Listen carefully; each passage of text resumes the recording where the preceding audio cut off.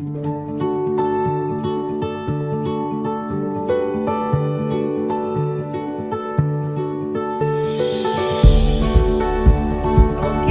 welcome everyone, and we have an awesome superwoman with me today who's Ratna. And Ratna, why don't you introduce yourself to everyone? First of all, thank you, Ritu ma'am, for giving me this opportunity to ask you a question. Myself, Ratna from Mumbai.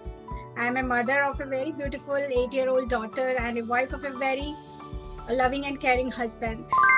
So, ma'am, today my question is I feel so I have so much of doubt, self doubt, that I have how to keep yourself motivated and overcome this self doubt. Okay, Ratna, so it's my total pleasure that you're here with me, first of all. And yes, the question which you've asked me, I'm sure it's going to help a lot many women, because all of this somewhere, that seed of self-doubt lies within us.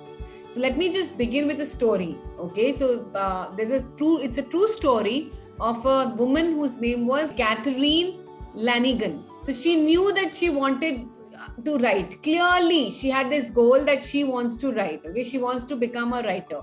And now, throughout her childhood, she used to read, she used to write, tell stories, articles, newspaper mein. All the time, she used to do that. And by the time she actually reached college, she had a lifetime of parents, families, and teachers supporting her dreams to actually become a journalist. And now, on a recommendation of the head of an English department, she was chosen to participate in a creative writing seminar, which was actually headed up by a traveling professor from Harvard to do that. Okay. And seeing her first writing, called her to the office and loudly, rudely, in a mean way, he told her that your writing stinks. Your writing stinks. She could not even cry at that moment, but she was shocked because nobody ever had spoken to her like that before. He went on saying things like, you have nothing, you can't write at all, you have absolutely no any idea how to plot a structure, or give characterizations to your writing, whatever. I mean, how could anyone recommend you to this class? I mean, it's beyond me. He started saying such rude things. And in fact, he suggested her to stop wasting her parents' money on trying to become a journalist and instead become something else, become a nurse or something. He clearly told her that you can never be a journalist. And if you really want to become a journalist, you have to get all A's in my class, but I will give you a B. If you just stop writing, so I'll give you a B, but even for that, he said that, you have to take a lot of help from me because you are a bad writer. So just stop writing, give up on your career. He really discouraged her, and give up on your writing and at least I'll pass you, but you have to promise me that you will never write again. And for 14 years, she did not write. Instead, she read everything she could get her hands on, but she told herself, if I write myself and I'll, maybe I'll break the commitment which I made. So she did not write. 1979, she was in San Antonio, where by chance she met a group of writers who were sitting near the pool, and she just went up to them and said, you know what, I just love what you're doing, because you're doing such an important work you're contributing to the world, for that matter, and searching for truth. And I always wanted to be a writer. So one of the writers then said, if you wanted to be a writer, you'd be writing, right? So she told him the story, and then he replied, I'm ashamed of you. You haven't even tried. And here's my card. If you write anything, just give me a call. And she was shocked with what he said. Okay. And then after that, what did she do? She actually wrote 400 pages on World War I and sent it to the writer. And that writer called her after a month and said, I've read your manuscript, and he loved it. He loved it. And he said, I'll just send it to my agent and she's going to call you in half an hour. Right. Once again, she was shocked. The agent told her, I want to sign you with my agency today. Next 20 years, she wrote 20 novels and she became the bestseller. So do you see what happened here? She gave up on her dreams because a professor planted the doubts in her. And the day she actually came out of it, she went on to become a good writer. Now, why do I choose to say this story? Because this is what self-doubt can do to you. Okay, so once we know clearly if Ratna today really knows what she wants to do in her life, if for that matter, all of you, whoever is watching this video also, if you know what you want in your life very, very clearly, because remember, clarity breeds mastery. And once you're clear about what I want, just keep taking micro actions. That's about it. You don't need to do something big or massive.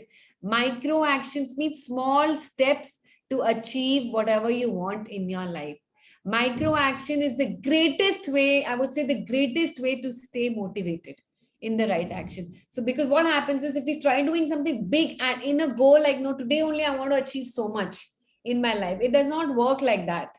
Small steps. If you really know, sometimes when we know what we want, we don't have to focus on the how. And if we just continue doing the small steps and even celebrate that little small steps that we have taken for ourselves, that will lead to our motivation to the next level. So I hope that answers your question, Ratna. Yes.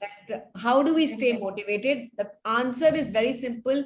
Just believe in your dreams and start taking micro actions daily. Write down every single day what you need to do to achieve your goal. Next goal. What is it that you really, really want? And that really keeps you motivated. If I want to become something, and if I'm thinking of something else and I'm not sure, okay, maybe this, maybe that, then I will never be inspired to take any action. In fact, there'll be confusion all over the place, right? So we cannot afford to do that. Be very clear. Know what you want. If you want to work, how much work, what work, till where, when, who is your customer, everything. Just be very clear and just start taking small little steps. Okay, I hope that answers your question. Yes. One more question, ma'am. I have so much of self-doubt that I feel very shy and feel so bad while asking for money for any kind of service. Even I'm actually a healer, but whenever I even want to help others, but when I ask for money, I feel very bad and I'm not able to do that. So how we can overcome that? Okay, that's also a very good question, Ratna. For that, I would say, what is your inner voice saying about money? Well, I mean, if you are not charging money for the service that you're giving, that means you don't value your time. You don't value your own self, for that matter, right? It's because simply my self-worth is low. Only then I will not ask for money. It's just self-sabotaging your own self by telling that, oh, you're a good person, good people don't charge money or whatever. But deep within, somewhere, you don't value your own self. You don't have your self-worth.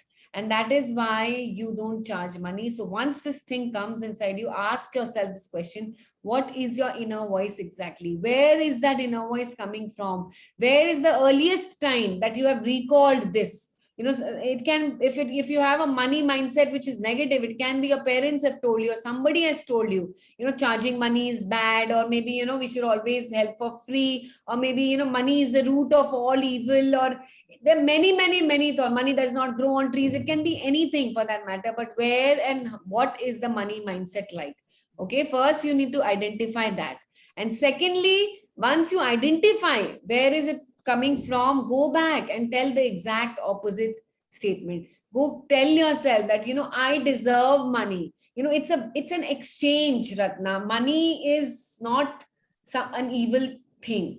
Money is something which keeps the world going. It's a very positive energy. Why? Because everything is in law and order and the system because of money, right? Today, if I give a session for free, trust me, half of the people will not even work after that session, right? If I give a homework, they will not. But if you give me 1 lakh rupees today, and if I tell you to work, you will work, right? Because you've paid me money. So everything works in exchange. Our breath is also working in exchange. We give out carbon dioxide, inhale oxygen. It's an exchange which is happening, and that is why survival is happening, right? Now, if you go on giving, you will get depleted. At one point of time, you will get depleted unless that is your goal, and you decide that, no, in this world today, I'm just going to do charity.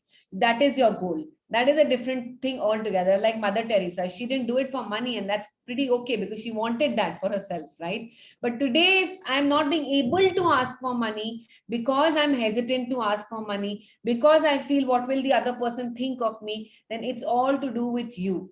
And if you really want to change that, first and foremost, work with your money mindset. First and foremost, understand where is this belief coming from. Why do you undervalue yourself so much? Okay, fine. One person will not pay you. Second person will not pay you. But somebody who really needs your service will definitely come to you and pay you for that matter. So it's like, my mentor has taught me, it's like something like, you give me whatever sum of money and I guarantee you that I'm going to change your life. Be that confident. That confidence comes only with practice. How sure are you of yourself that yes, you can heal that person? Yes, you can. Your service, what you are giving is extraordinary. How confident are you on that? And that will define everything. Okay, so when you are confident, when you can stand up boldly, and when you know how much passionate are you about your subject and all, then simply just start taking actions. And again, I would say that once jitna aap dete ho na, if you are doing any course and you're paying for that money, you deserve that money back, right? Otherwise, why will you even do a course for that matter? Start charging irrespective of, I value myself and I'm going to charge money, period. You want to come to me, you come. You don't want to come to me, don't come. No problem whatsoever. But my time is valuable. I am valuable. I am worthy. I want Ratna to say it out to the world. Yes, I'm worthy. Yes, I am capable. And the more you tell yourself this question, this statement for that matter, the more you ask yourself this thing that, am I worthy? Yes, I am worthy. I am worthy. And then how do I know I'm worthy? Because start collecting evidences.